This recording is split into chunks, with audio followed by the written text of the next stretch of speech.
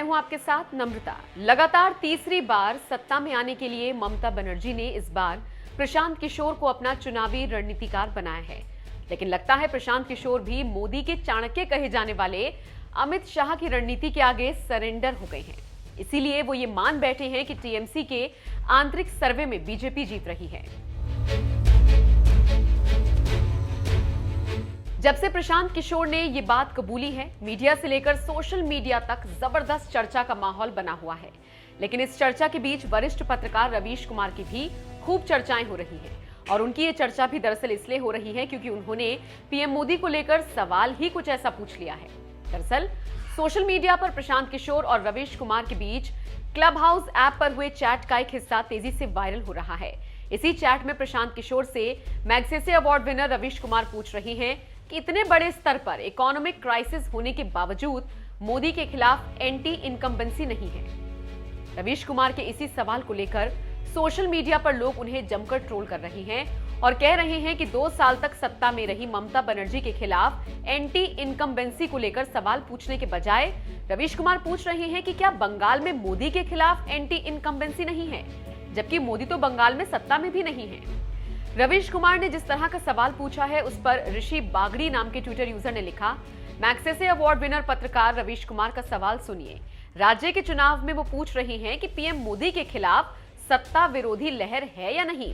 रोजी नाम की ट्विटर यूजर ने लिखा, don't miss Ravish Kumar talking about anti incumbency against PM Modi for state election where TMC is in power for years. Narendra Modi fan Twitter handle से लिखा गया, न्यूट्रल पत्रकार रवीश कुमार राज्य के चुनाव में केंद्र सरकार के खिलाफ एंटी इनकम्बेंसी की बात कर रही हैं।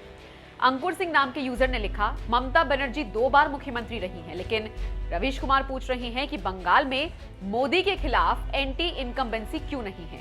विकास मिश्रा नाम के ट्विटर यूजर ने लिखा, सो कॉल्ड न्यूट्रल मीडिया चुनाव बंगाल में है और रवीश कुमार मोदी के खिलाफ एंटी इनकम्बेंसी को लेकर चिंतित हैं। हु इज गोदी मीडिया। जब से रवीश कुमार ने राज्य के चुनाव में पीएम मोदी के खिलाफ एंटी इनकम्बेंसी वाला सवाल पूछा है, सोशल मीडिया पर कुछ इसी तरह से वो ट्रोल हो रही हैं।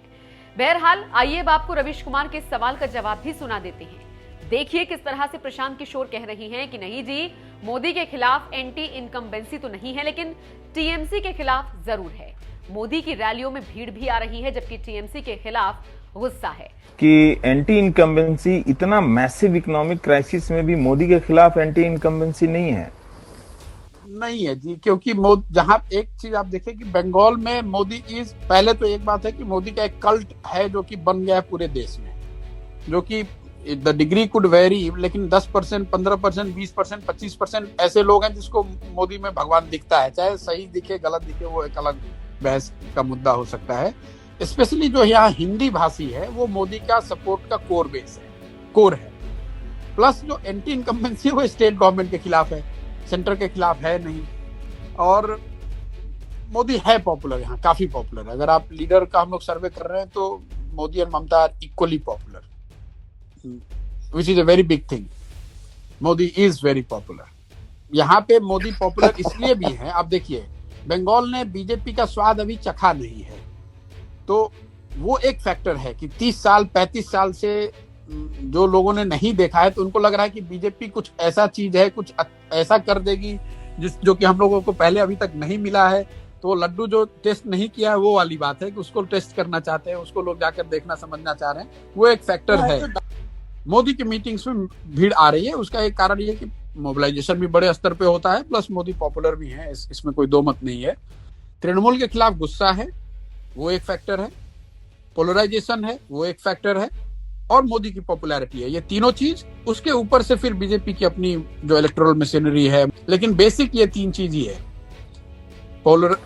Anti incumbency against Trinamool, that has opened the door for Trinamool BJP, their ability to polarise and SC votes.